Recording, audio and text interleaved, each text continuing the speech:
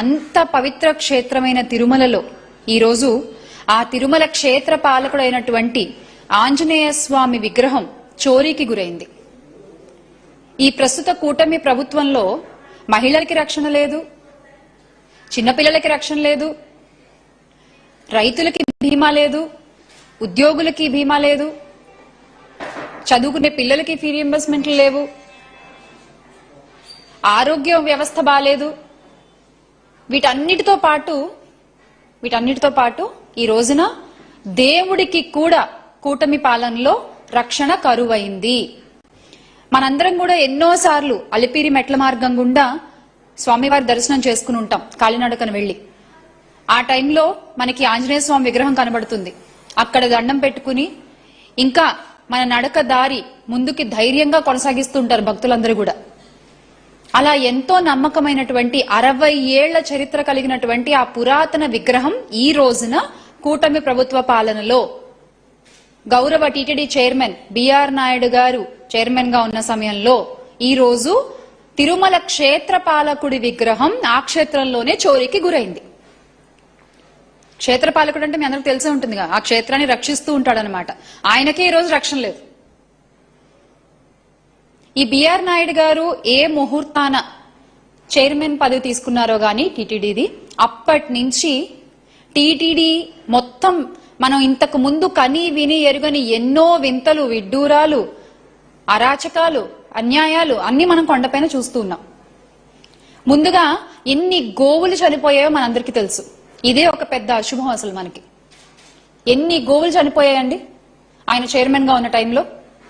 అలాగే కొండపై మాంసాహారం, మద్యం విచ్చలవిడిగా దొరుకుతుండడం, గంజాయితో బ్యాచ్లు కొట్టుకోవడం. ఇక పోనీ దర్శనాల విషయంలో ఏమైనా కాస్త జాగ్రత్తగా వ్యవహరిస్తున్నారా అంటే అది లేదు. తొక్కిసలాటలు, భక్తులు చనిపోవడం, గాయాల పాలవడం, వీటన్నిటికీ తోడు ఈ రోజు ఆ క్షేత్రపాలకుడి విగ్రహమే చోరీకి గురవడం. అంటే ఆయన టీటీడీ చైర్మన్ పదవిని కూడా ఆయన ప్రైవేట్ ఛానల్ చైర్మన్ పదవిలో చూస్తున్నారేమో. అక్కడ ప్రైవేట్ ఛానల్ నడవాలంటే ఏం చేయాలి? దందాలు చేయాలి, బెదిరించాలి, డబ్బులు వసూలు చేయాలి, అబద్ధాలు చెప్పాలి. అలాగే ఇక్కడ కూడా చేస్తున్నారు. ఇంకా ఇవన్నీ బయటకు వచ్చిన నిజాలు, బయటకు వచ్చిన అన్యాయాలు టీటీడీలో జరుగుతున్నవి. ఇక రానివెన్నో, బయటకు రానివెన్నున్నాయో. ఇంకా ఈ రోజున దర్శనానికి వెళ్లిన ప్రతి ఒక్క భక్తుడు కూడా చెప్పే మాట సదుపాయాలు సరిగ్గా లేవు, దర్శనం సరిగ్గా అవ్వట్లేదు, ఇది వరకుట్లా లేదు. మళ్ళీ మాట్లాడితేనేమో చెప్తారు ఒక్కొక్కళ్ళు, ఇంత పెద్ద పెద్ద డైలాగులు చెప్తారు. మేము సనాతన రక్షకులము, మాకు ఆంజనేయ స్వామి అంటే విపరీతమైన గౌరవము. మరి నిజంగా ఈ మాటలు మాట్లాడిన పెద్ద మనుషులందరూ ఈ రోజు ఏమయ్యారు? ప్రతి సంవత్సరం హనుమత్ జయంతి రోజున ఎంత వేడుకగా, ఎంత వైభవంగా తిరుమల తిరుపతి దేవస్థానం ఆధ్వర్యంలో ఇప్పుడు చోరీకి గురైనటువంటి హనుమంతుడి విగ్రహానికి ఎంత వైభవంగా పూజలు జరిపిస్తారు. మరి ఈ రోజున ఆ విగ్రహం చోరీకి గురైందే, సీసీటీవీ కెమెరాలో కూడా రికార్డ్ అయిందే. మొత్తం యొక్క టీటీడీ యొక్క భద్రతా వ్యవస్థ పైనే ఈ రోజున ప్రశ్నలు తలెత్తుతున్నాయి కదా ఈ సందర్భంలో. మరి ఎందుకు ఒక్కళ్ళు కూడా వచ్చి మాట్లాడట్లేదు? ఒక్కళ్ళు కూడా ఎందుకు దీని మీద ఇప్పటి వరకు సమాధానం చెప్పలేదు? ఎక్కడ ఏ మెట్లు అడగాలని ఆలోచించుకుంటున్నారా? ఇంకా మళ్ళీ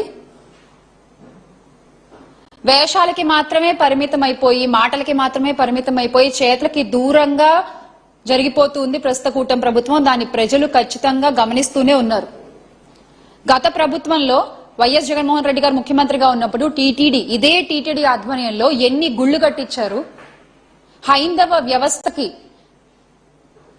ఎంత ఇంపార్టెన్స్ ఇస్తూ, హైందవ ధర్మాన్ని నమ్ముతూ, దానికి ఒక గౌరవాన్ని కలిగిస్తూ ముందుకు తీసుకెళ్లినటువంటి ఘనత వైఎస్ జగన్మోహన్ రెడ్డి గారిది. అయితే ఈ రోజున మీరు పేరుకి మేము హైందవ ధర్మాన్ని రక్షిస్తాము, సనాతన ధర్మాన్ని కాపాడతామని చెప్పేటువంటి మీ హయంలో, కూటమి ప్రభుత్వంలో విగ్రహాలు మాయమైపోవడం, గుళ్లను కూల్చేయడం, అపరిశుభ్రంగా ఉన్నటువంటి ప్రదేశాల్లో దైవ విగ్రహాలు కనపడడం, ఇవన్నీ కూడా జరుగుతున్నాయి.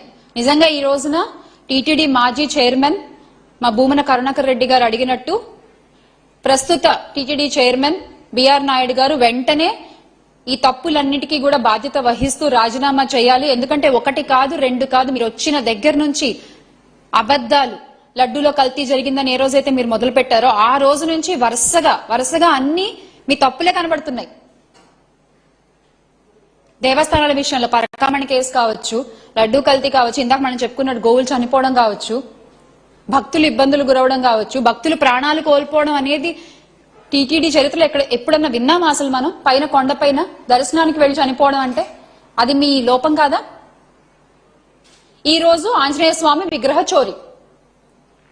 దీన్ని బట్టి అర్థం అవ్వట్లేదా ఎవరు సనాతన ధర్మాన్ని నిజంగా ఆయన పాలనలో కాపాడి సనాతన జెండా ఎంత ఎత్తున ఎగరేశారో, ఎవరు ఈ రోజున ఈ కూటమి ప్రభుత్వంలో సనాతన ధర్మాన్ని పేరుకి మాత్రమే పరిమితం చేసి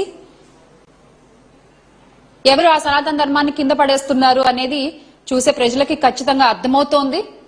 మరొకసారి బిఆర్ నాయుడు గారు ఈ తప్పులన్నిటికీ బాధ్యత వహిస్తూ ఆయన వెంటనే రాజీనామా చేయాలి అని భూమా కరుణాకర్ రెడ్డి గారు అన్నట్టు వైఎస్ఆర్ కాంగ్రెస్ పార్టీ తరఫు నుంచి మేము కూడా ఇదే కోరుకుంటున్నాం.